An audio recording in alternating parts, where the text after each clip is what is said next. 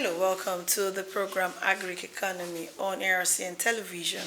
As you know, the program brings to you happenings when it comes to agriculture and how it affects the economy and the day-to-day life of farmers, Nigerians as well. On today's episode of the program, we will be taking a look at the evolution of agriculture. When I say evolution of agriculture, let me put it in a layman's language, how we moved from having to use the cutlasses and the hoes to what we have now with having the tractors and other high-tech, equipment and of course improved seedlings. And on the program to discuss that is our very own economist who has been doing justice to some of our topics in the person of Mr. Idakolo Gabriel Bolaji. And he will be discussing this. Before I introduce our guest, we'll take a quick break. We'll take a look at some of these evolutions and then we'll come back to the studio and then bring in our guest. Stay tuned.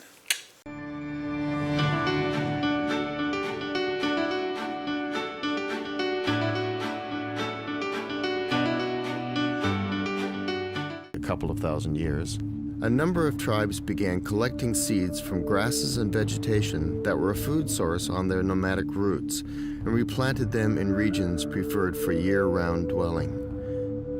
The idea was that if one could grow, harvest, and store enough food during the local growing season to last throughout the non-growing season, a tribe could build a permanent community and put down roots, so to speak.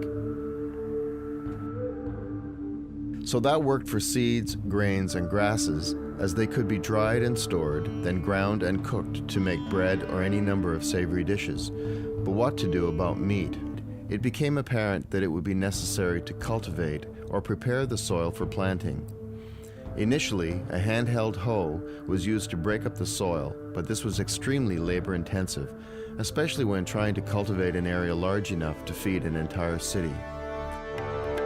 The plow, invented in what is now India about 5000 BC, was a device designed to be pulled, initially by oxen, that turned the soil and dug furrows in straight lines or rows, allowing for efficient planting.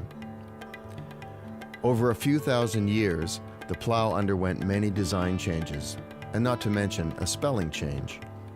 However, in the early 1700s, the swing plow was invented and emerged as the perfected standard. It is, to this very day, the instrument used at all historical plowing events and competitions.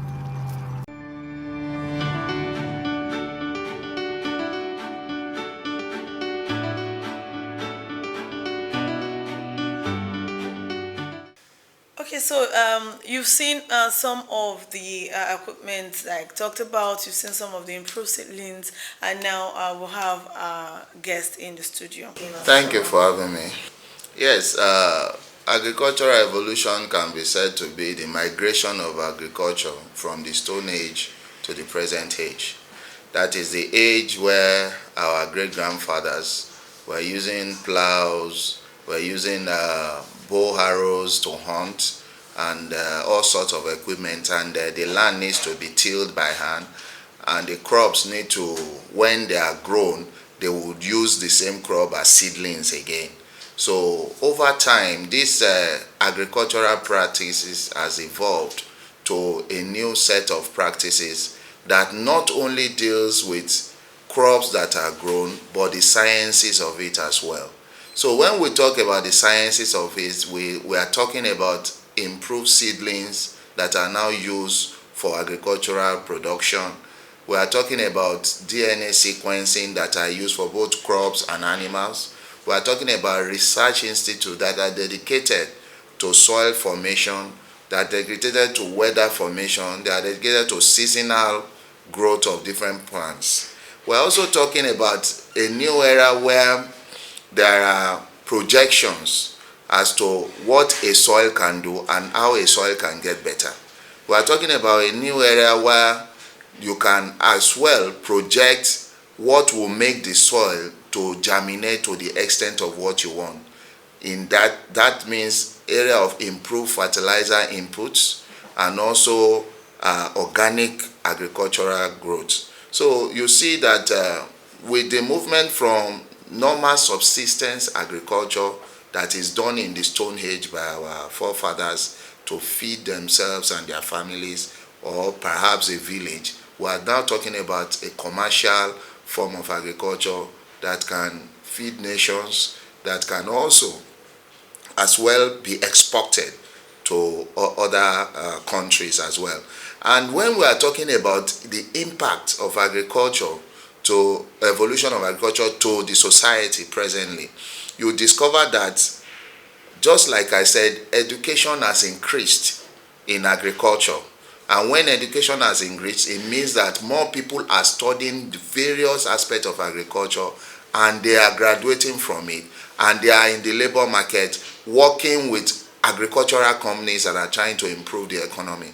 Two, we discover that because of improved technology, agricultural products, for example like cocoa, are now being improved upon to be able to get advanced seedlings, to be able to use them for other derivatives which are being both used locally and exported for foreign currency. You also discover that because of new technology in agriculture, a particular land that could before be able to do a certain tons of crops, because of improvement, has increased dramatically, to the extent that in that particular land, in the former subsistence agriculture, maybe you can only plant once in a year. Because of development in agriculture now, you can go all year round. So these researches in agriculture, improvement in seedlings, fertilizer inputs, and other improved technologies has made agriculture to be the mainstay of economy of most countries that are into it. And Nigeria is also not an exception. There are several dynamics in modern day agriculture now. We need to talk about financing, we need to talk about education, and we need to talk about security as well. These three dynamics are very key for any industrial engineering in agriculture to succeed.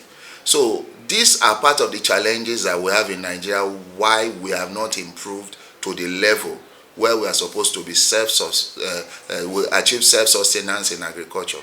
Because if you look at Nigeria, for example, even the ones that are being done, for example, the ones that are being produced, find it difficult to get to the markets. We have problems of storage for perishables. We also have problems of farmers' header crisis that makes even the farmers that have been financed through various initiatives of government and private sector having issues because of this conflict, where farms, large expanse of farms, are trampled upon and they are destroyed, and it comes with losses to the farmers, and this makes most of these farmers not be able to repay the loans that they have taken. So when you put all these issues in perspective, it draws back the advancements that we are supposed to have in agriculture in Nigeria. The government is trying to ensure that more people are empowered in the area of agricultural financing, so that more people can get to the farm, buy improved farm tools and improved seedlings. And also the government is assisting in the area of agriculture, and even in the next 2-3 years, with recent initiative from private sector, we discover that we can be able to achieve self-sustenance even in fertilizer production, which will help our agriculture. But we still have this major challenge of security. And when security is a major challenge, it can rubbish every other input that has been put in place. Because when efforts have been made to grow crops, for example, to 90% average stage, and disruptions comes into the value chain, then it will definitely affect it. Another major problem we have, which both the private sector and the government should look at, is storage system.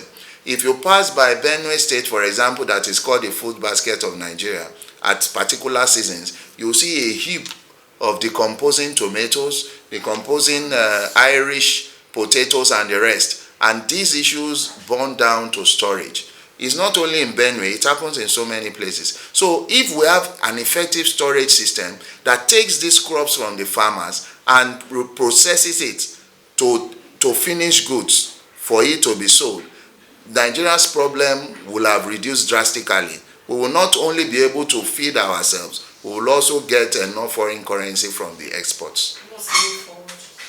Now, the way forward is that there should be a way to stop this crisis between the farmers and the herders.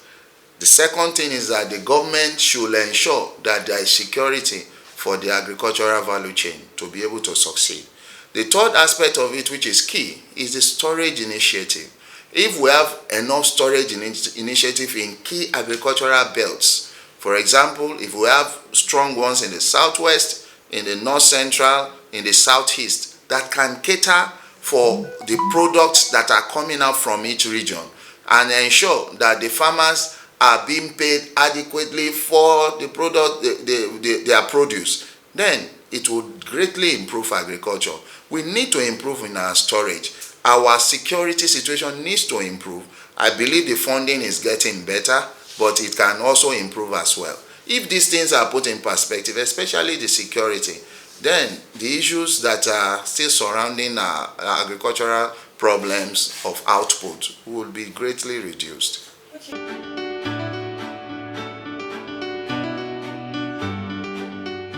Okay, you've heard our guest. He spoke on so many things. Spoke on the reasons for this evolution. He spoke on the challenges. He spoke on the advantages and disadvantages of this. Okay, now we'll take a quick break, and when we return, we'll be looking at some other issues like the advantages. Of course, it's going to touch more on the advantages and disadvantages. Stay tuned.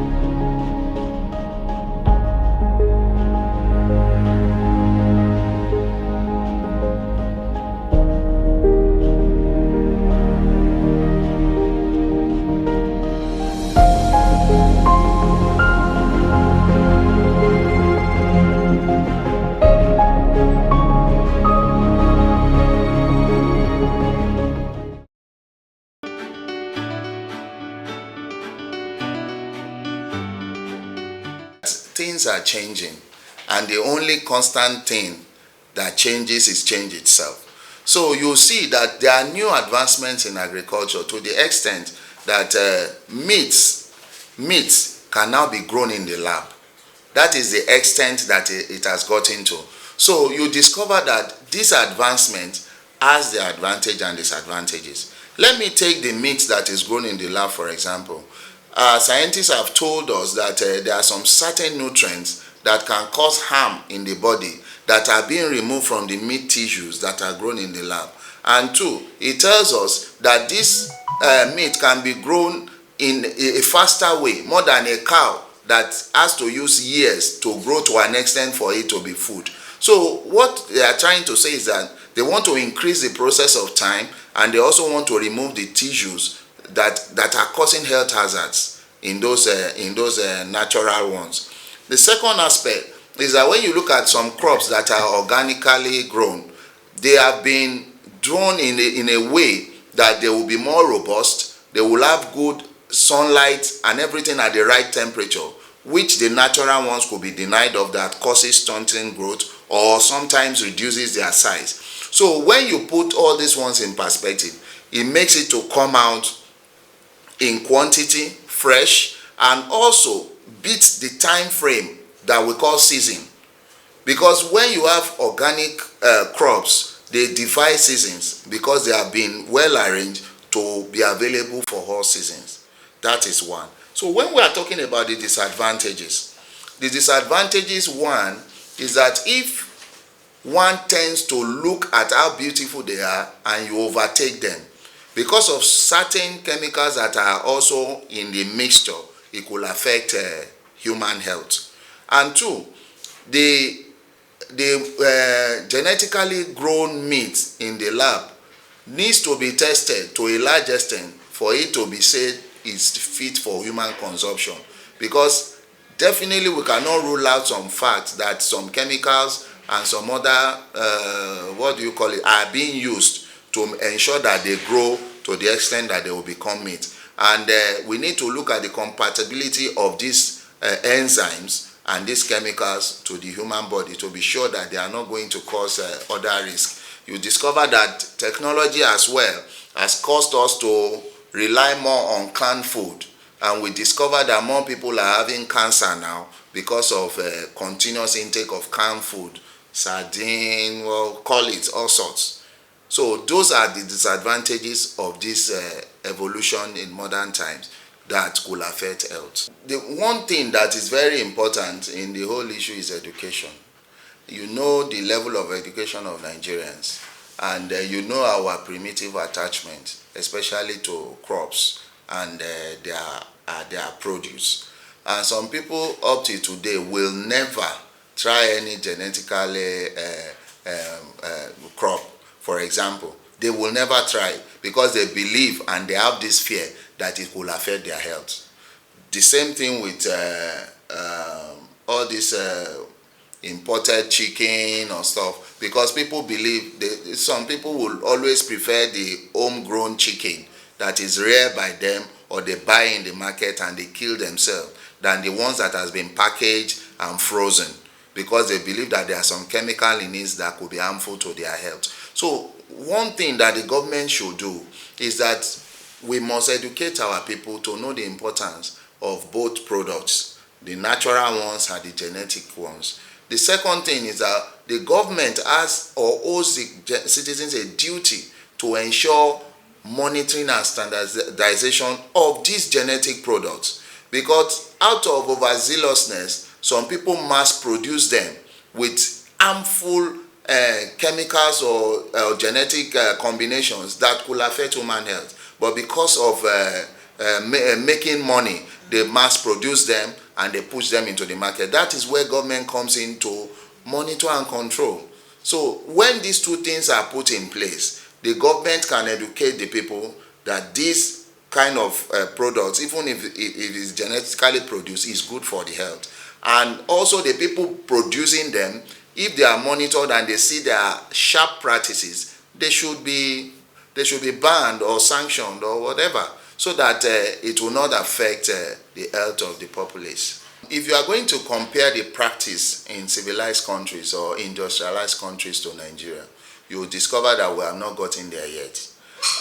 Most of the industrialized countries have involved private sector participation to the extent that government just give guidelines. And any area that government is intervening, they are intervening into what we call community development.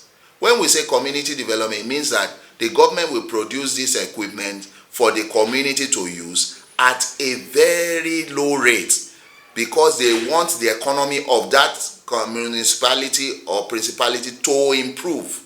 So they will also ensure that they create enabling environment for those in those areas to be able to thrive in ensuring that their product gets to the designated areas. And you discover that in those countries as well, they have good agricultural value chain and logistics, good roads, good communication equipment, even in those farms, and the security is okay.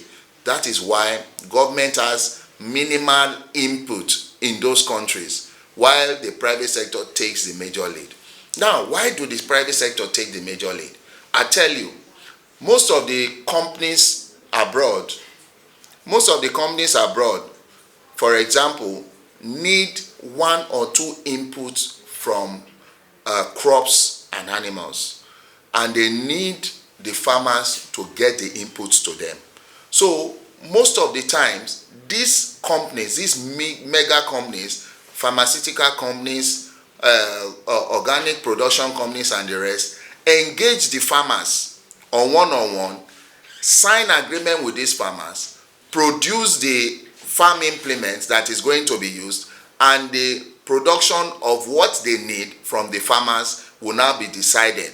So you discover that The farmer literally is banking or is negotiating with his land alone for those inputs to be brought to him, while the companies that need some of this implement that the farmer is going to produce will ensure that the farmer is adequately mechanized with up-to-date farming implements, so that his output will also meet their specification. But that is not happening in Nigeria. You discover that, just like you said of AMAC is going to go and buy tractors and other major farm implements and turn it to an investment plan for themselves, for the local government to generate income at the expense of the farmers. But if AMAC has looked at it the other way around, that if the farmers are empowered, the economy of the local government will increase, and the local government can now make money through taxes and levies.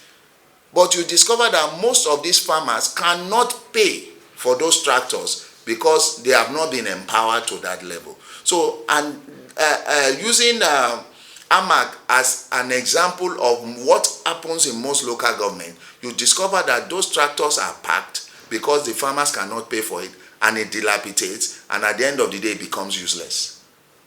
So that is the challenge we have in Nigeria.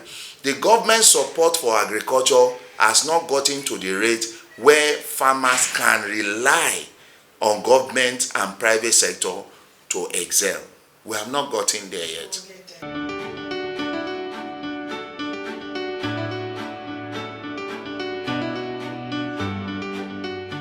And that's how we take it up on the program for today. Thanks for joining us. Don't forget to like our page on YouTube, ARCN Television and Radio, and of course follow us on our new Facebook page, which is AGRIC Today. And then you see we'll be having this conversation even after the program. I remain your host, Amin Khadija Oluwatoyin.